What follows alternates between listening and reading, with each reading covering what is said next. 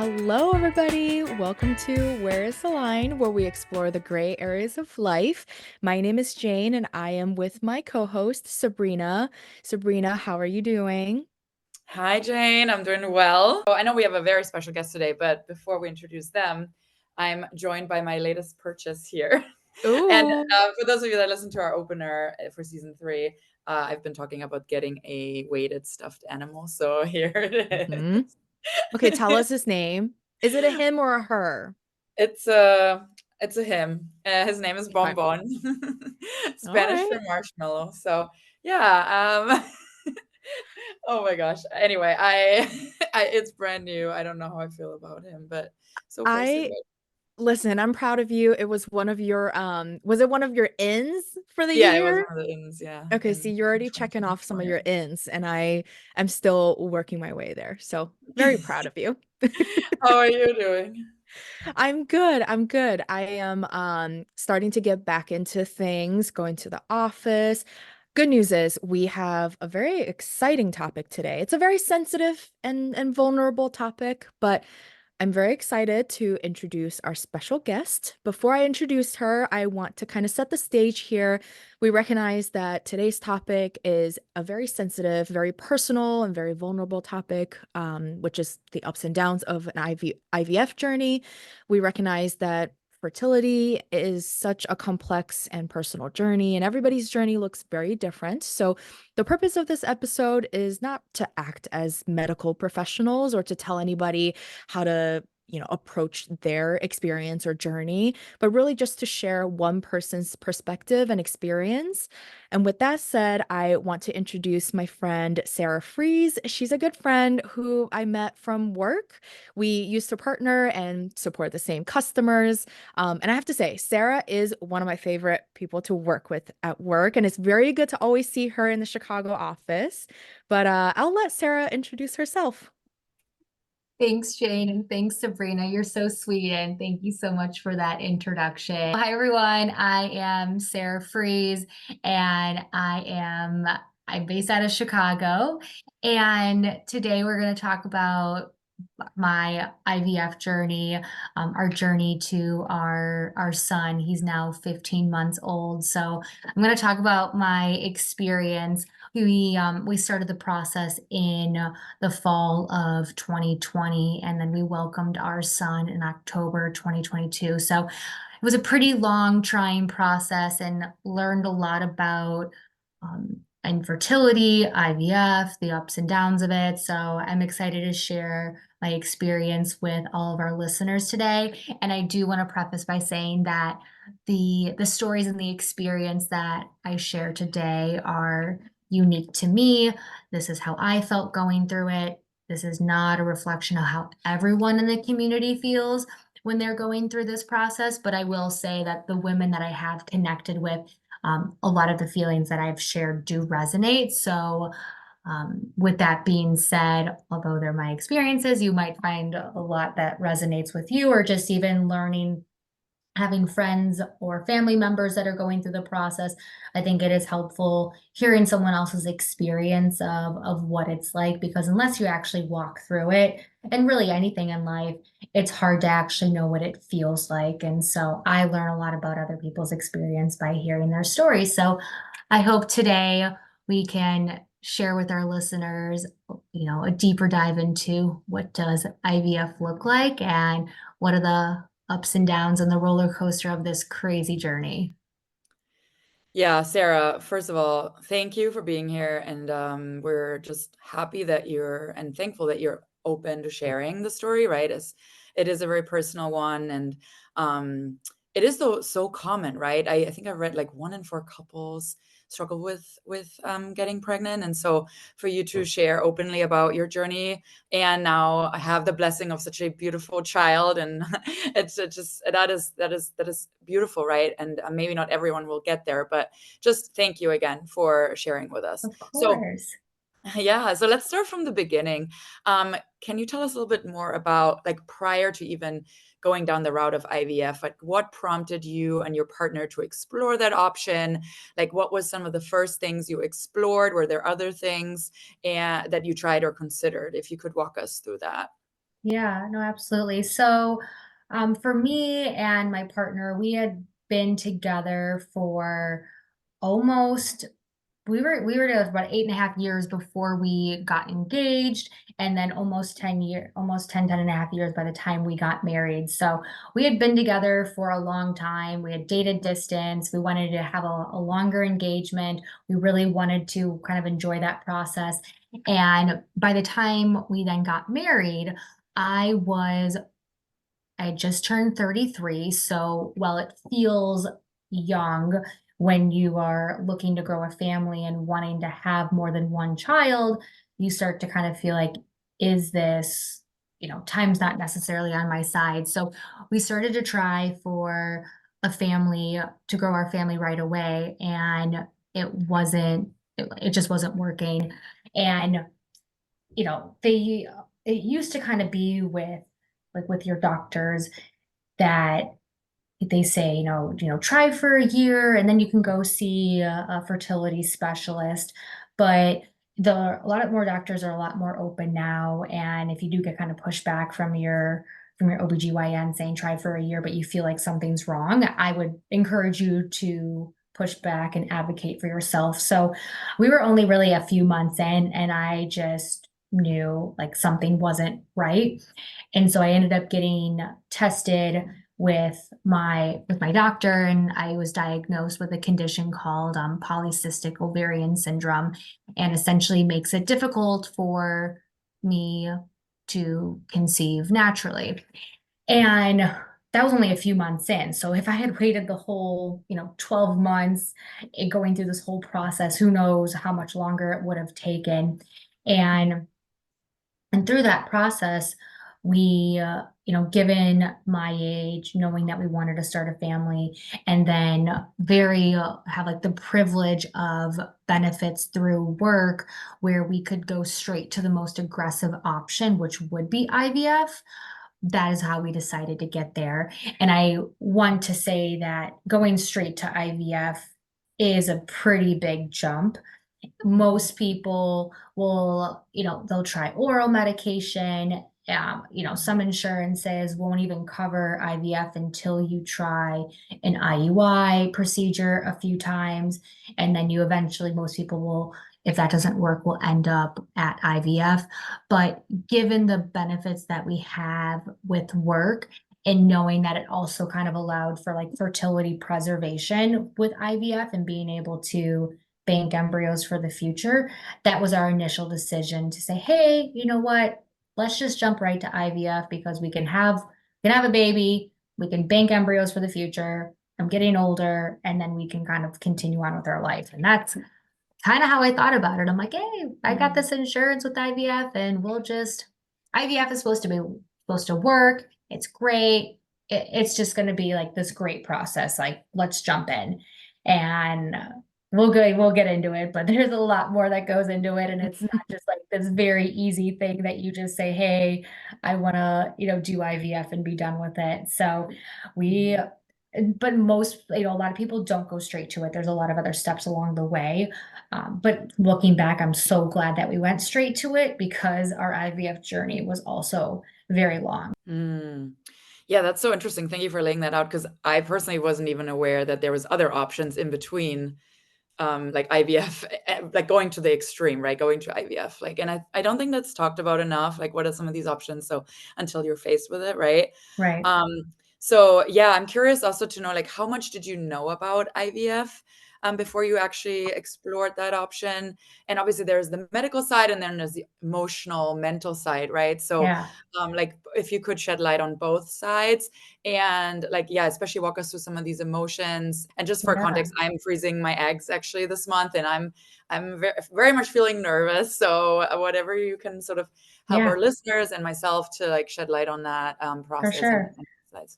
Yeah, and I just want to say kudos to you. Obviously, freezing your eggs is a big deal, and the nervousness and the anxiousness, those are all very normal emotions, and just the process of freezing your eggs is a big process. So, I mean, even kudos to you to taking that step, very brave and courageous, because there is a long process there, and whatever steps that it took you to get there, I'm sure were also kind of like ups and downs as well. So I know probably it wasn't a decision that you took lightly, but starting IVF initially, like very excited, obviously afraid and nervous. I I didn't like the things I kind of knew about it was, IVF, like you kind of think about it from like a celebrity perspective. You're like, oh, like all these celebrities, like they do IVF and it works. But then you also start to hear about it more that more quote unquote normal people do IVF. But I just kind of knew that it had the highest chance of success. I didn't know all the steps to it. What I did do as we started to, as we said, hey, we're going to do IVF, I felt very strongly in learning about the process. So there's this one website, it's called Fertility IQ, and there was a lot there that I learned, and I actually purchased some of the subscription service to be able to access their resource library about kind of like the IVF, the labs, kind of the steps along the way. What is egg freezing for those that do that? What is the medications that are used? Like, how did it work? Because for me, I just like wanted to know like what am I walking into? Although I like knew in my mind, I'm like, oh, this is gonna be like I'm excited about it. We're gonna grow our family. This is gonna work. Like, why would it not work? I still like wanted to know a little bit more about the process, and that made me feel like just more like empowered that I had this knowledge. So those were what I wasn't feeling overwhelmed at this point. I was excited. I had the information and I didn't have, like, my sister was going through this experience at the same time. So I had her to kind of bounce some things off of. And I didn't start opening up about it in the very beginning. So I was like very much kind of like in my own little bubble. And as I kind of went along this process, I started opening up a lot more. And I think the biggest thing about all of this is that I hope whoever, if whoever's listening or if just one person takes away that you're not alone in this process. And there are others who are also going through this and experiencing similar feelings. And that's what, as I started opening up and connecting with other women, that it just made me feel less alone and that there wasn't something that was wrong with me. It's just a process. You know, life happens to us. These are the cards that we're dealt with. There's highs and lows along the way. And sometimes, yeah, I mean, a lot of the times life is hard. People would say, congratulations, I'm so excited for you. Like, you're starting IVF. And I understand like that excitement.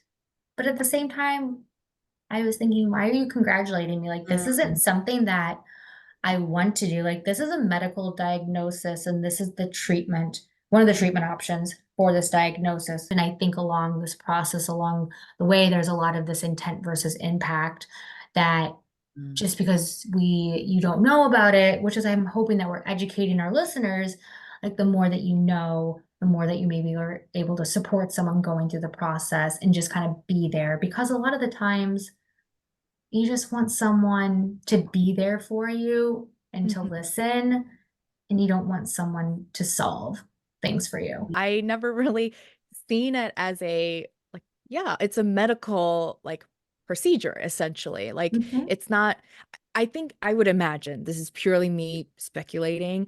I would imagine people are like saying congratulations because they feel like you're going to start your family or you're doing, Absolutely. which like, Yep. yeah, congratulations, like when it happens. But like it's never guaranteed. It's a very difficult process. And it's to your point, like a lot of people, that is the only option. That's more of a medical thing rather than like Mhm. I chose and I want to do this. It's more Yeah. of I have to do this. I heard this like one analogy that IVF is like buying a very expensive lotto ticket that most people get for free. Mm. Because for most people in the general public, they are able to conceive conceive unassisted without medical intervention. But Mm. there are people like myself in this community even though I have insurance coverage, it's not free. Like there's still a cost that goes along with it, and there's still things that I'm paying for out of pocket, and something that you think that are as a woman that you should be able to do naturally because this is like what we're supposed to be able to do.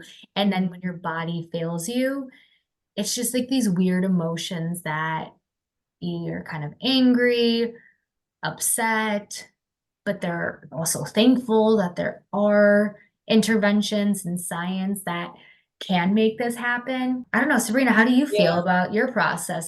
Yeah, as you were speaking, I was like nodding because I wrestled with both sides of the emotion. Sort of people come up to me and are really excited. And then I was angry at that. But then I was thinking, what reaction would I like? Like if people are like, Yeah, I'm so sorry, you don't have a partner and you have to make this decision. Yeah, I wouldn't want that either. And right. then I felt the last one, the one that resonates most with me is the feeling of empowerment. I had a friend share who did egg freezing recently. She said, giving yourself the injections is empowering and you're taking your life in your own hands and your future. And so I'm going with that one. And It I'm is. still riding on that train. Like, hopefully that will carry me through. But I hear you. I've been mad at people and I've had all the emotions. Sarah, you suggested that there's obviously a lot of downside and difficulties that comes with Mhm. IVF. It sounds like you were very excited to start, um, but you mentioned financial. We talked about physical, right? Sabrina mentioned like you have to have injections. Yeah, And we already started talking about a lot of the emotional side of things. Help us understand, especially for people like, let's say for me, right? I'm not very familiar, but yeah, I know a lot of people go through it. I know it's yeah, talked about a lot more, it's a lot more common, but I really don't know much into the details of IVF. yeah, Help yeah. us So, understand the pros and cons, yeah. your experience. No, for sure. I mean, I think the easiest for like those who aren't familiar about it, I think just kind of high level, just to kind of think about like what are you actually doing in the whole process.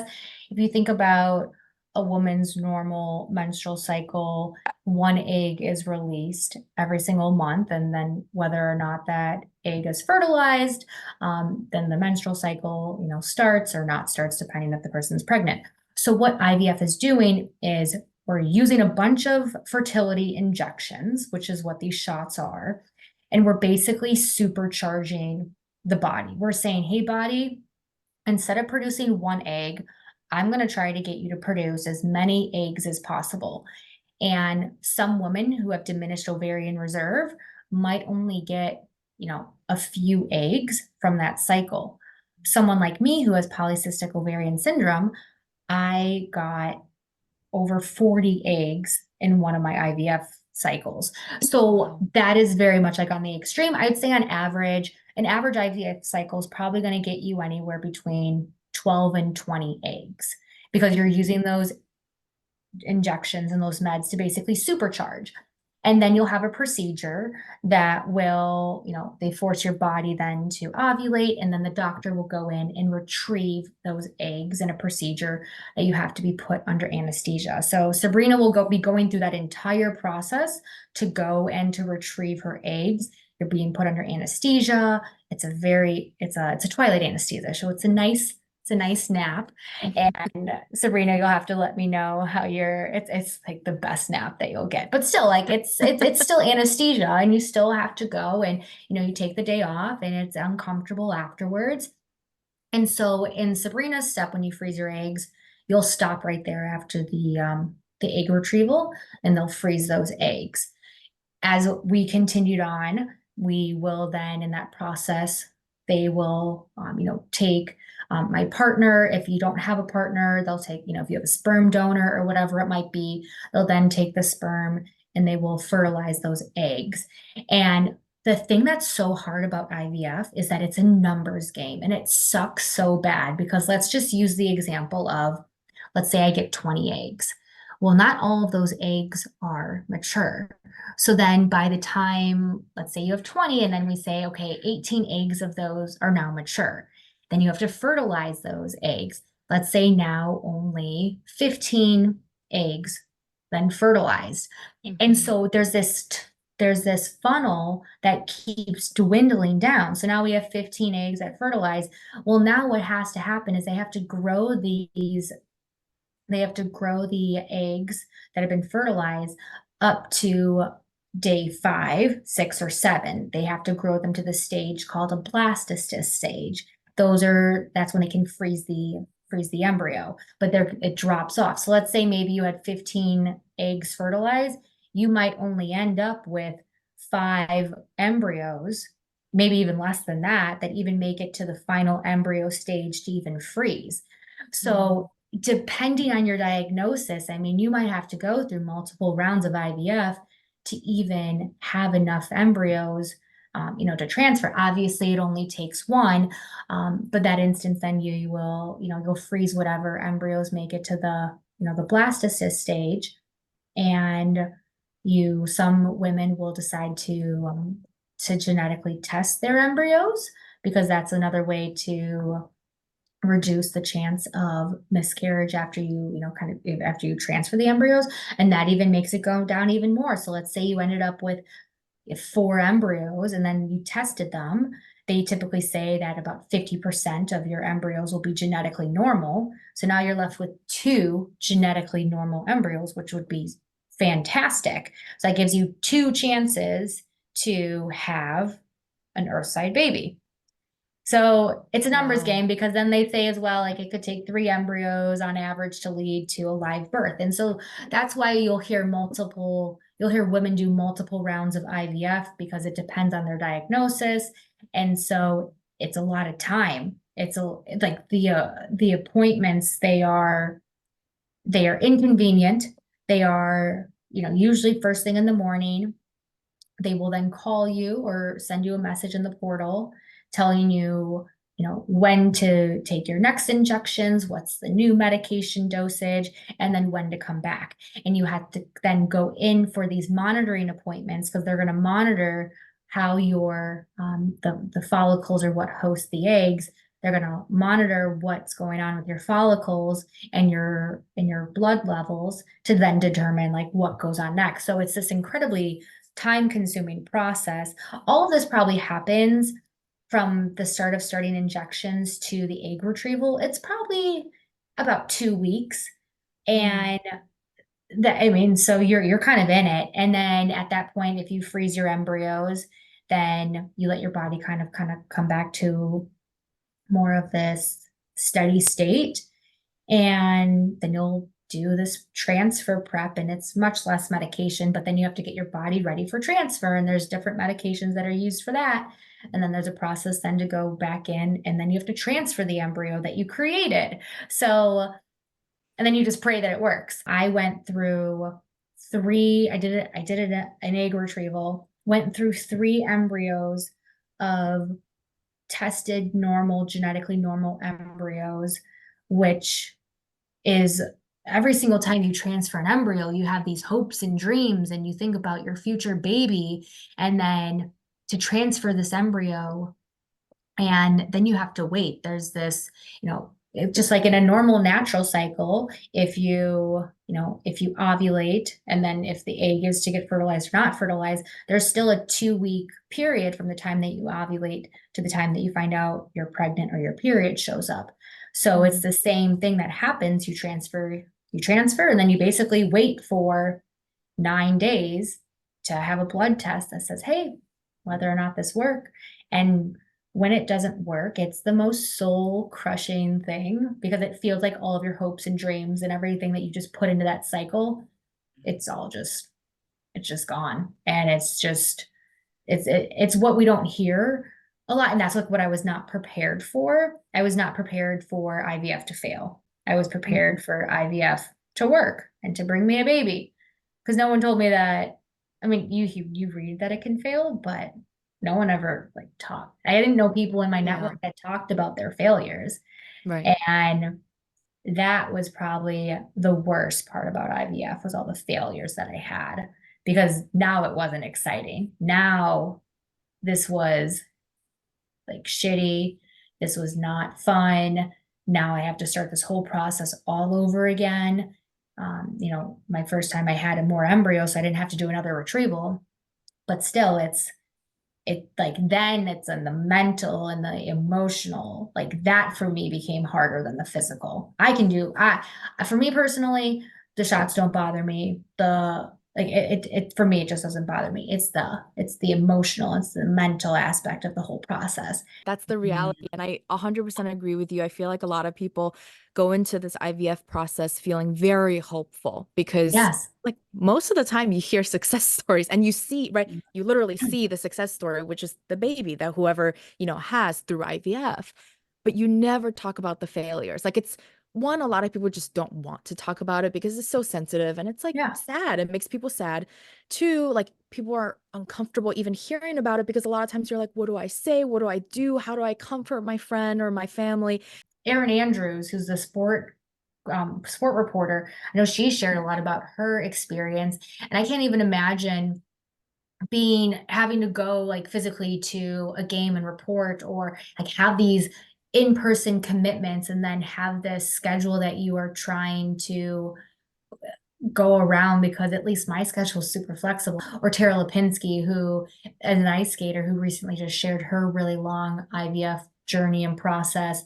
I think the biggest thing going through this, and like you, Jane, you mentioned like not knowing what to say, going through this whole process was one of the most humbling things.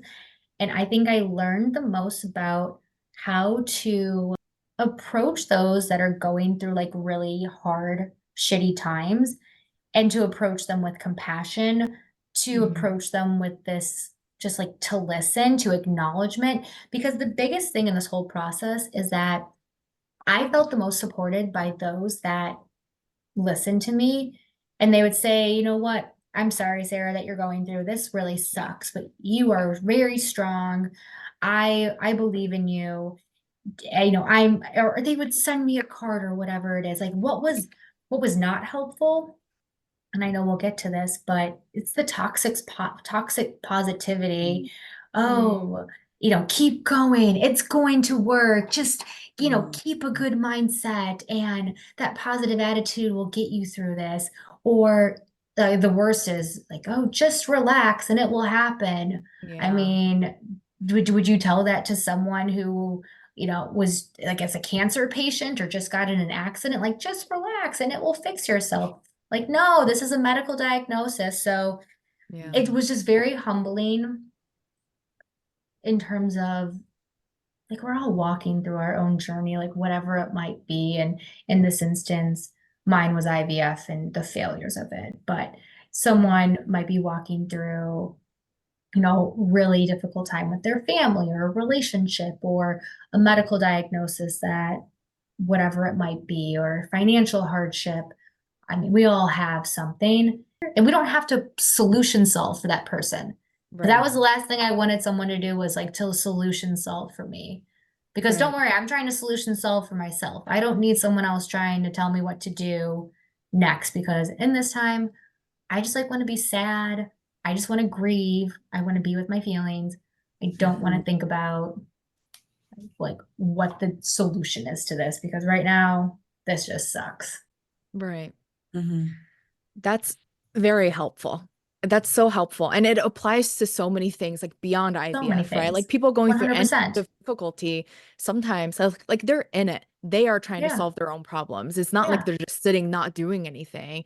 You as the friend or the family, sometimes you just need to be there to listen to them and just Yeah. support them. And Yeah. that's it. You don't need to do anything beyond that. That's Yeah. that's all they need at that time. Or just So, asking them, like, what do they need in this process? Mhm. Do you need me there? Do you just need someone to listen? Do you want Mhm. someone to provide suggestions? And maybe someone does want someone to solution solve for them. But I think it's helpful if you ask that person, like, what would be helpful to them in that moment. I had a family member that would always, say to me, well, if it doesn't work, you can always adopt. And there's nothing against adoption, but it should not be the responsibility of the the infertility community to be responsible for all the adoptions in the world. mhm, And it almost like diminishes like the way that I also feel when you provide solution, because I'm like grieving this process that like I want to be able to carry a pregnancy. I know, and adoption itself has its own journey of ups and downs and Right. financial aspects, and you can't just go out and adopt a baby. There's a process for that, and there's failed adoptions, and I would say that's probably a very different emotional roller coaster, and it has its own challenges just like IVF. But those would be things that would be hurtful that people would say that also diminish what I was feeling. You mentioned a lot about like the failure side of things, and you personally experienced that. Can you share with us like that component of your journey and story where things just weren't certain, things were uncertain, and Yeah, you feel like maybe you didn't want to continue the process anymore? Did you ever have yeah, that? Were you disappointed, frustrated, or yeah, feeling regret? yeah. Tell us more. No, those are all great things. For me, I'm like how I cope is always needing like another, like what's the next step? What's plan B? What's plan C? And that's how when I like digest this with my therapist, we always talk about like that's like a coping mechanism for me. So when I Mhm. had my first failure, there's all these different kinds of testing that you can do. And IVF is very much like this puzzle piece of trying to kind of figure out like what works for you.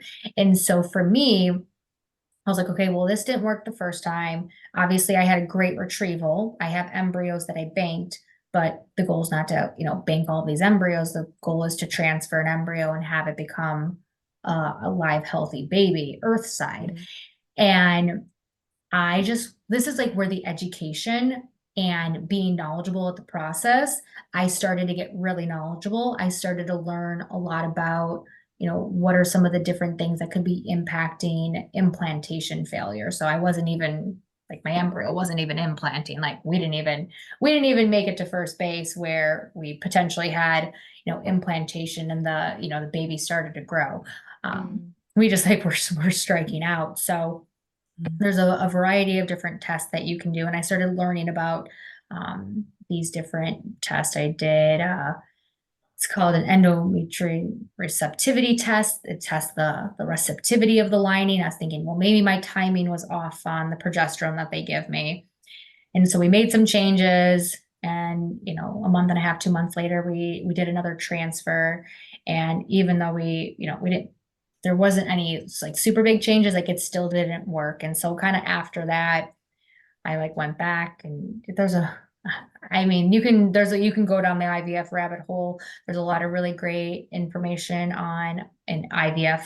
There's Facebook groups out there that women talk about their experience. And so that was very helpful for me to learn about what other women were doing.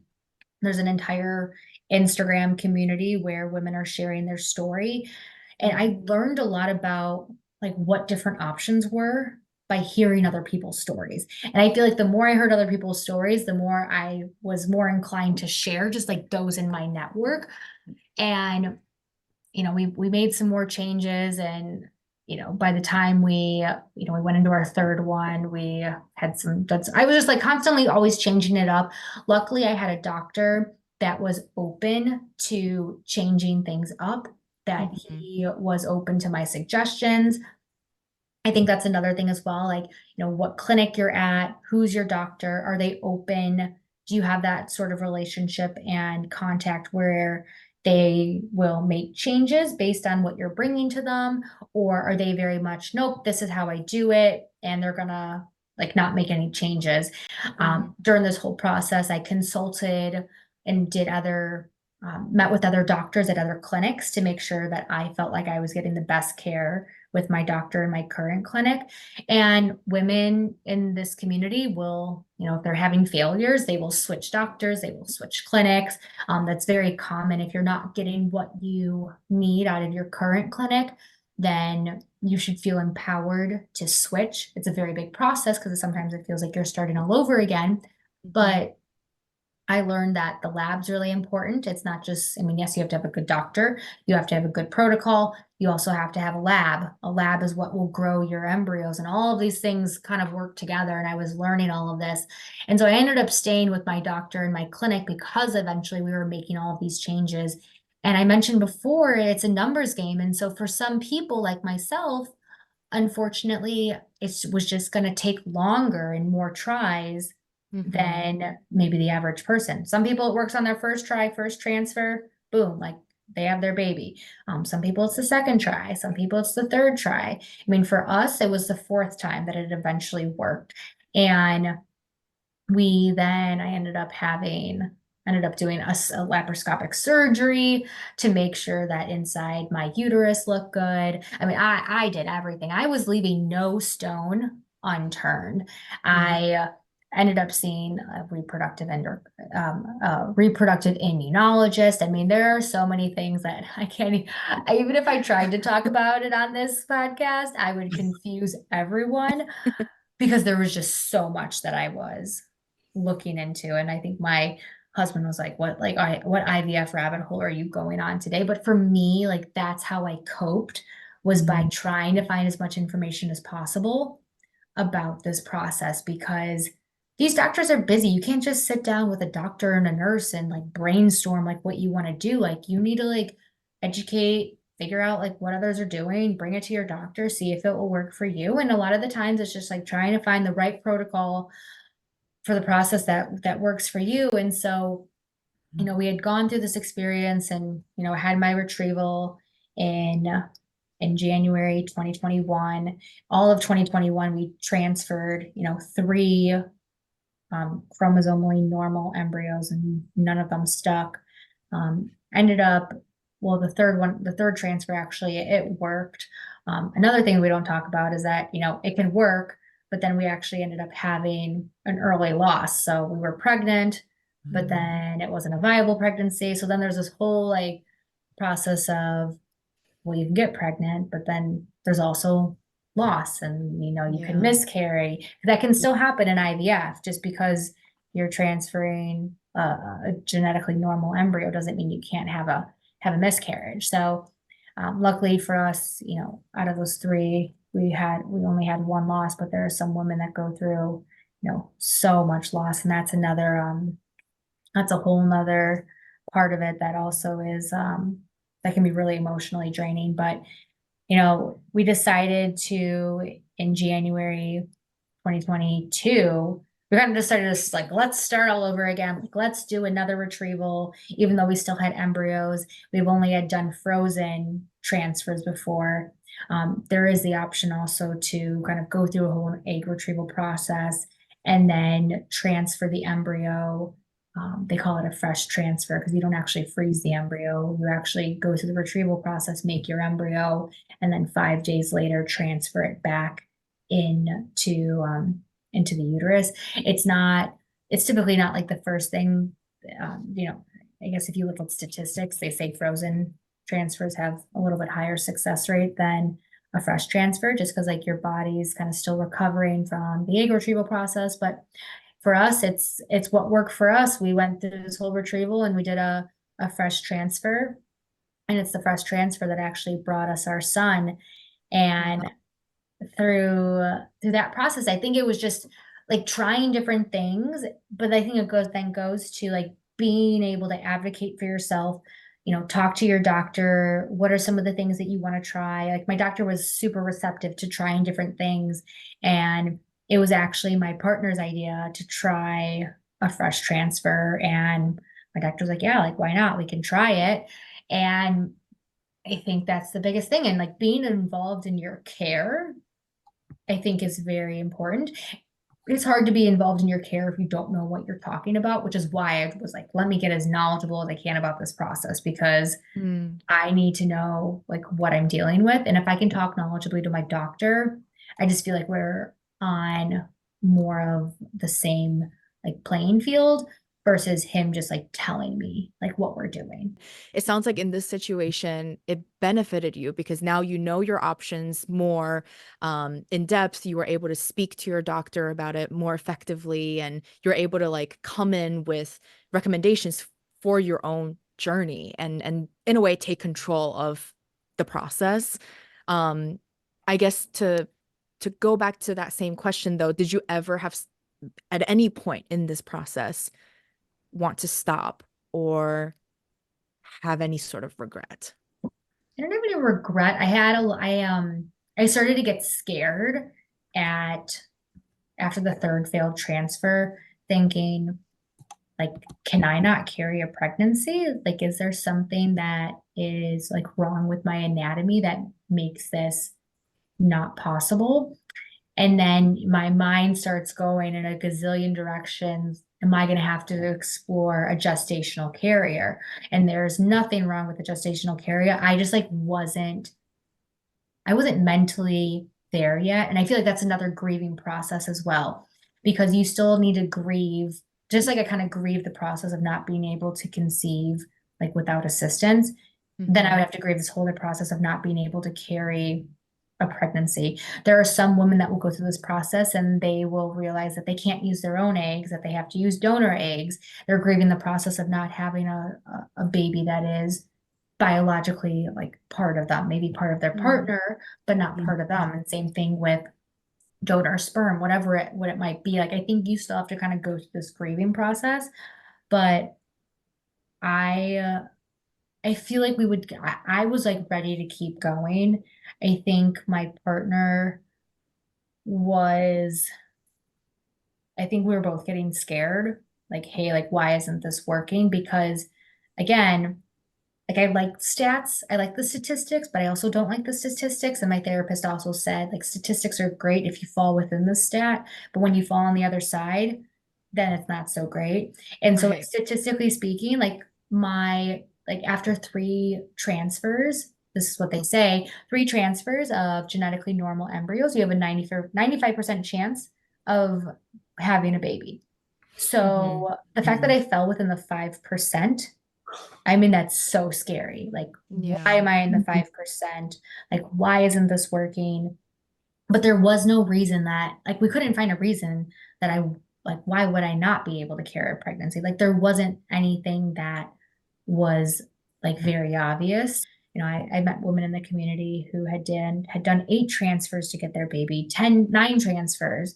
Wow. I honestly feel like if I constantly was changing stuff up, I would continue to go. And I probably at that point, well, I probably would have switched clinics, would have switched doctors. And sometimes that's all it takes is a fresh set of eyes. I still had hope and I really truly believed that it was going to work. I just didn't know when.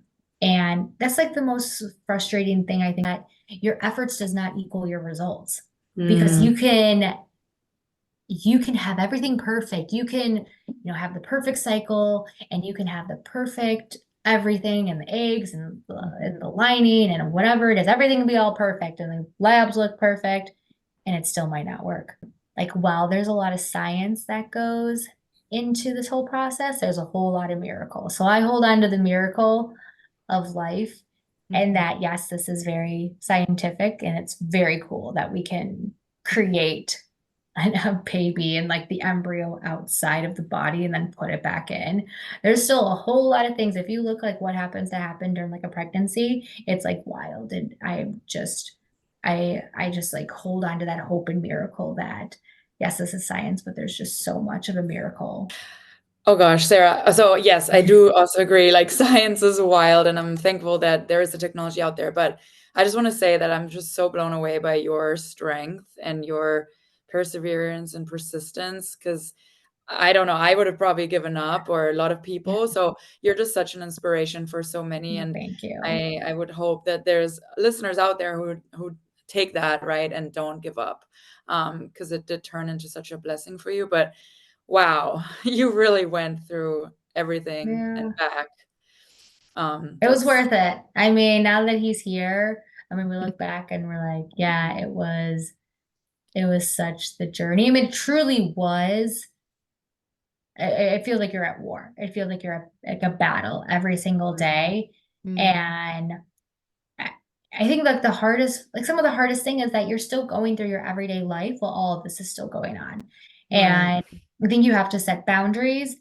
I learned a lot through that first failed cycle. Going forward, I made sure whenever I had the results of the pregnancy test that I didn't schedule anything that day or the next day. Because I was like, if I get bad news, there's no way I can work the rest. I had to go on a call after I got that first news of the failed transfer and the negative pregnancy test. I had to go on a call and it was horrible. And then it makes me think about, when we show up to meetings in person or virtual, like what is the other, like we don't know what everyone's walking through. I Right. mean, we have no idea. I mean, I've heard women's stories that someone finds out they're having a miscarriage and then they have to go on a work call and they're putting on this happy face. Yeah. It It just just puts everything into puts perspective. everything into perspective Yeah. and like treat everyone. I'm all about like treat everyone like with love and kindness and grace, and you just don't know what they're Mhm. walking through. And if I can just be Mhm. like a light to others that I interact with and just brighten their day in some way, I feel like people just came out of the woodworks. As I told more people, they're like, I have a friend who went through this. I went through a friend, and I was Mm. connected with other people, and I just kind of like built my own little community of IVF warriors. We named our son Wyatt. So Wyatt actually means brave at war. And Mm. it Mm. was uh it was a battle to him. So we felt like that was it was such a battle to him, and it just like felt like such a fitting name. We wanted a name Yeah. that like represented our journey. I know you touched on sort of some of the less favorable reactions from family and friends and Yeah. some of the things that they were saying. But I want to double down a little bit on as you were going through more of like a negative cycle, like the feelings of potential like anger and jealousy. Like we read that that's very common as Yeah. comparison is the devil, right? Like were you feeling those things when things were not going as Oh my smoothly? gosh. Seeing other moms, like how was that for you? Oh my gosh.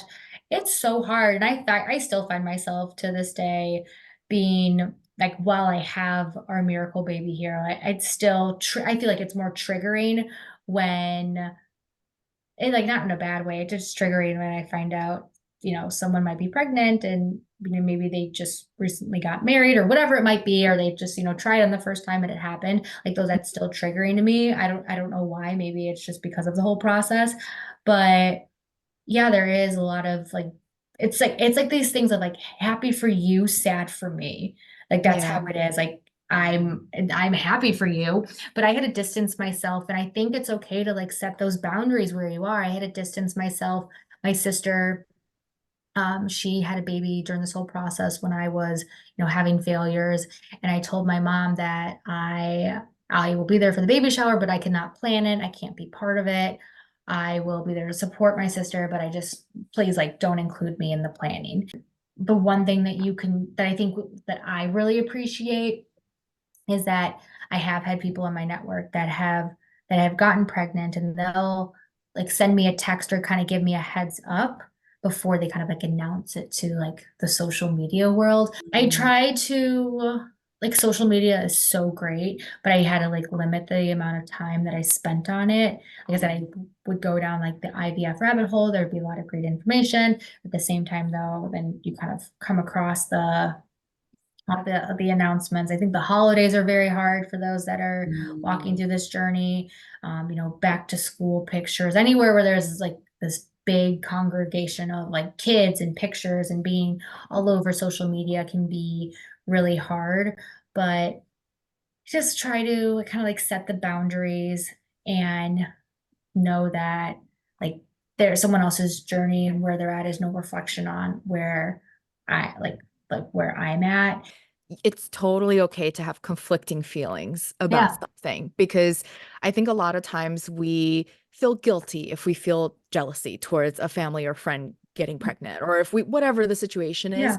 when you feel a negative feeling, you then feel guilty. But I think it's totally normal and justified to have a negative or like a triggering reaction. But at the same time, you're happy for your friend. Like you're genuinely happy. Yeah. But at the same time, you're frustrated for yourself or you're, upset for yourself.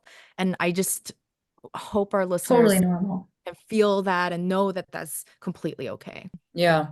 I think that's a very powerful message for all of our listeners, right? Like, no matter what situation you're in, but just setting that boundary with yourself on how much social media intake is good for you. Like you said, social media can be so beneficial, so many reasons, but so many times I see myself just being sad when I scroll through pictures. Oh, this couple got engaged and they did this and that. And so, yeah, that's just a really good reminder. So, Sarah, pivoting, obviously you were the primary person in this journey, right? But there's also your partner. So, would love for you to share a little bit Yeah, more around sort of like their feelings in number yeah, one, the beginning, then also during the journey, and then how this has impacted your relationship overall. yeah. So what we learned about like going through this together, and my partner and I, we had done distance for 3.5 years before we were together in the same city. So we've always been like big on communication. And that was something that we've always been really good at. I feel like we had a lot of the same feelings in the beginning. We were excited, we were hopeful. And then, my partner was just like fantastic. And I know not everyone has this ability, but he came to every single, like, not inside the building because we kind of started in this COVID era, 2020, 2021, but he would drive me to every single monitoring appointment. He would like be at every single, procedure, like outside in the car waiting for me. And so for him, he felt like that was the way that he could be a part of this process with me, was by going to every single appointment with me. And it was a lot, but we also like made it fun. We would get coffee afterwards. We would, we would document it. We would take pictures. Like we made this like whole thing. And for him, that was how he felt that he could support me in the process. And I'm like so thankful for that. Kind of like as we kind of went through the process and we had more failures, like him and I coped differently. For me, I need to talk about it. I need to repeat myself 20 times. I need to vent. I need to do that. And he is very much not that type of person where he wants to talk about it all the time. And so like that was very difficult for me, where we're kind of like we like bashed, like we clashed a lot. And so what we ended up doing is we said, okay, can we kind of set boundaries? We said, okay, no, he would be like, okay, in 20 minutes, we can talk about this as much as you want, versus me just kind of like bombarding and being like, I don't know what we're going to do next. And I talked to this doctor and I'm thinking we have to do this protocol. I just couldn't like bombard him with my thoughts 24/7. So I kind of had to be respectful of that as well. Like he'll talk about it with me, but I also need to say, hey, like, when can we talk about this? And he was just like really great and being like, hey, like, if we're going to continue on this journey, like, you need to be fully in it. And so that's kind of how we would like support each other. And he kind of like bring me back to reality. And, he was the one who kind of sat there with my doctor and asked about this fresh transfer. So he was like very much like involved in the process. Mm-hmm. And for me, like, that's like what helped.